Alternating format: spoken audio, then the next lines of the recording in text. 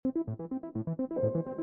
एक एमपी ने मुझे पूछा कि हाउ इज योर डेमोक्रेसी। ये है प्रमोद महाजन, बीजेपी मैंने का कहा आई एक एम प्रमोद पावरफुल महाजन, नेता। I am member of Lok Sabha, I belong to the single largest party and I am in opposition. 26 April 2006 की सुबह इन्हीं के घर में इन्हें गोली मार दी जाती है। गोली मारने वाला कोई और नहीं बल्कि इनका खुद का भाई प्रवीण महाजन था। प्रवीण महाजन गोली मारने के बाद मुंबई के वर्ली थाने में पहुंचता है एंड वहां खुद को इंट्रोड्यूस करता है कि I am Praveen Mahajan and I killed my own brother Pramod Mahajan with this gun. And उसके बाद अपने गन को पुलिस को हैंड ओवर कर देता है। एंड ये स्टेटमेंट के बाद पूरा पुलिस स्टेशन में हड़कंप मच गया था, क्योंकि जिसकी मौत हुई थी वो कोई आम आदमी नहीं था, वो एक बीजेपी का पावरफुल नेता था, कई बार मंत्री रह चुका था। बट यहाँ पे एक सवाल है, आखिर प्रवीण ने अपने ही भाई को क्यों मारा? चलो जानते हैं इस केस को।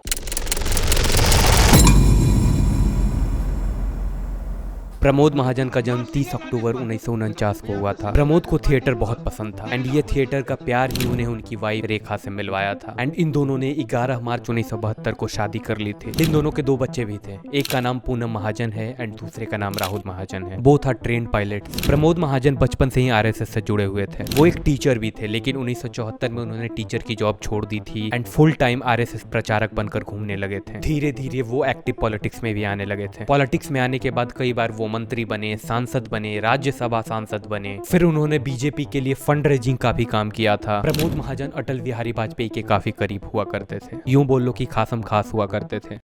तारीख थी 22 अप्रैल 2006। सुबह के करीब 7:30 बज रहे थे। प्रमोद महाजन हर रोज की तरह उठने के बाद ड्राइंग रूम में आकर अखबार पढ़ रहे थे। तभी उनके घर का कॉल बेल बजता है। प्रमोद की वाइफ रेखा दरवाजा खोलती हैं तो देखती हैं कि दरवाजे के सामने प्रवीण महाजन खड़ा था। प्रवीण महाजन प्रमोद महाजन का छोटा भाई है। प्रवीण महाजन अंदर आता है एंड प्रमोद महाजन के सामने वाले सोफे पे बैठ जाता है एंड इधर रेखा उनकी वाइफ चाय बनाने के लिए किचन में चली जाती है। जबकि पिछले ही रात इन दोनों भाइयों के बीच फोन पर जमकर लड़ाई हुई थी किसी बात को लेकर। एंड उस लड़ाई के बाद प्रवीण महाजन ने प्रमोद महाजन को एक टेक्स्ट भी किया था। वो लिखता है, अब न होगी याचना न प्रार्थना, अब रण होगा जीवन या मरण होगा। सोफे पे बैठने के बाद प्रवीण अपनी सारी बातें जो उसके अंदर दफन थी वो प्रमोद महाजन को सुनाने लगता है। दरअसल बात ये थी कि प्रवीण को लगता था कि प्रमोद महाजन ने सबको हेल्प किया है सिवाय प्रवीण को। उन्होंने सबको उसके बिजनेसेस खड़ा करने में मदद किया है, लेकिन प्रवीण महाजन को उसने कुछ नहीं किया। प्रवीण महाजन को उन्होंने हमेशा इग्नोर किया। ऐसा प्रवीण महाजन को लगता था। जब जब प्रवीण महाजन प्रमोद महाजन से मिलने की कोशिश करता वो हमेशा इग्नोर्ड फील करता। एंड ये सारी बातें, ये सारी चीजें उसके अंदर किसी घाव की तरह फैल गई थी। काइंड ऑफ जेलसी,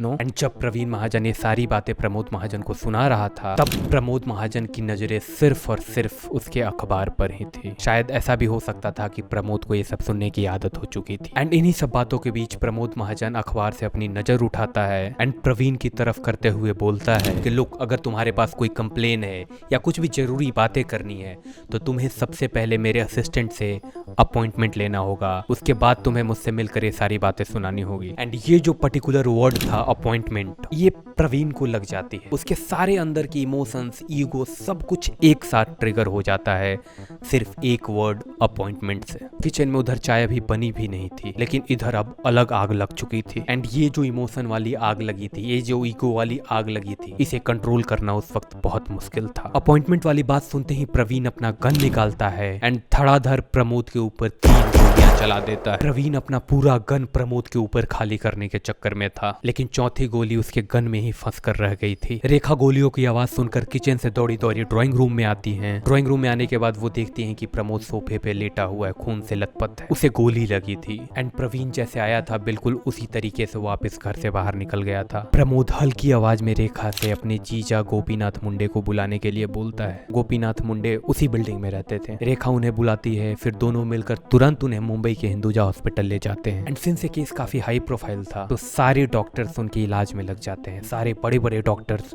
उनके इलाज में तुरंत लग जाते हैं। एंड इधर गोली मारने के बाद प्रवीण महाजन अपार्टमेंट से नीचे उतरता है एंड पैदल ही चलने लगता है। जिस गाड़ी से प्रवीण महाजन आया था उस गाड़ी को भी नीचे पार्किंग में ही छोड़ देता है। करीब 8:30 बजे के आसपास वो पुलिस स्टेशन पहुंचता है एंड वहां पहुंचने के बाद वो बोलता है कि मेरा नाम प्रवीण महाजन है एंड मैंने अपने भाई प्रमोद महाजन का खून किया है एंड मैं यहाँ पे सरेंडर करने आया हूँ। पुलिस प्रवीण महाजन को अरेस्ट करती है एंड तुरंत इन्वेस्टिगेशन में लग जाती है। एंड इधर हॉस्पिटल के बाहर काफी ज्यादा भीड़ लग गई थी क्योंकि गोली लगने की खबर पूरे देश में आग की तरह फैल चुकी थी। उनके चाहने वाले हॉस्पिटल के बाहर खड़े थे, सारे नेता मंत्री हॉस्पिटल के अंदर पहुंच चुके थे। प्रमोद महाजन को बचाने के लिए लंदन से स्पेशल डॉक्टर भी आता है, लेकिन अफसोस करीब 13 दिन बाद 3 मई 2006 को उनकी मौत हो जाती है। अब यहाँ पे एक सवाल है जो सबके मन में था, पुलिस से लेकर मीडिया तक, दोस्तों से लेकर रिश्तेदारों तक, कि आखिर what was the motive of the crime. Praveen Mahajan ने प्रमोद महाजन को मारा क्यों? इन्वेस्टिगेशन के दौरान पता चलता है कि प्रवीण महाजन सुबह करीब 5:30 बजे अपने घर से निकला था। प्रवीण महाजन मुंबई के थाने में रहता था। एक और बात, जिस घर में प्रवीण महाजन रहता था वो घर भी उसे प्रमोद महाजन ने ही दिया था जिसे उसने गोली मारा। घर से निकलने के बाद प्रवीण महाजन 2 जगह चाय पीने के लिए रुकता है, एक बार मंदिर जाता है, लेकिन इसके बाद भी वो प्रमोद महाजन के घर बहुत जल्दी पहुंच गया था। प्रमोद के उठने से पहले वो पहुंच चुका था। वो घर के नीचे ही प्रमोद का उठने का इंतजार कर रहा था। कोर्ट में प्रवीण महाजन से जब मारने का मोटिव पूछा गया, मीन्स मारने का रीजन पूछा गया, तब प्रवीण बोलता है कि उसने गुस्से में आकर गोली चला दी थी। वो बार बार प्रमोद महाजन से मिलने का टाइम मांग रहा था, लेकिन हर बार वो इग्नोर्ड फील कर रहा था। हर बार प्रमोद उसे अपॉइंटमेंट लेकर आने के लिए बोल रहा था। एंड उस दिन जब प्रवीण महाजन प्रमोद से मिलने गया था तो एक बार फिर से प्रमोद महाजन ने उसे अपॉइंटमेंट लेकर आने को कहा। एंड इसी अपॉइंटमेंट वाली बात से गुस्सा होकर प्रवीण महाजन ने प्रमोद महाजन के ऊपर गोली चला दी थी। प्रवीण महाजन को उम्र कैद की सजा होती है एंड जेल में रहकर उन्होंने एक किताब लिखा था। उन्होंने उस किताब में कुछ घटनाओं का जिक्र किया था। वो लिखता है कि प्रमोद महाजन का जो असिस्टेंट था विक्रम मोइत्रा, उसे मारा गया था, ना कि वो ड्रग ओवरडोज के कारण मरा था। एंड ये सब इसलिए किया गया था क्योंकि विक्रम मोइत्रा प्रमोद महाजन के काफी क्लोज था एंड मामला पार्टी के पैसों का था, पार्टी के फंड्स का था, बेसिकली पॉलिटिक्स का था, तो इसी कारण विक्रम मोइत्रा को मारा गया था। Well again it's a claim. साथ में ये भी लिखते हैं कि प्रमोद महाजन का दूसरी महिलाओं के साथ भी संबंध था एंड उनमें से एक थी जर्नलिस्ट शिवानी भटनागर, जिनकी मौत बहुत पहले हो गई थी। एंड उनके मौत में प्रमोद महाजन का भी नाम आया था। साल 2010 में प्रवीण महाजन की भी मौत हो जाती है ब्रेन हेमरेज की वजह से। ये थी आज की केस स्टडी। बाय।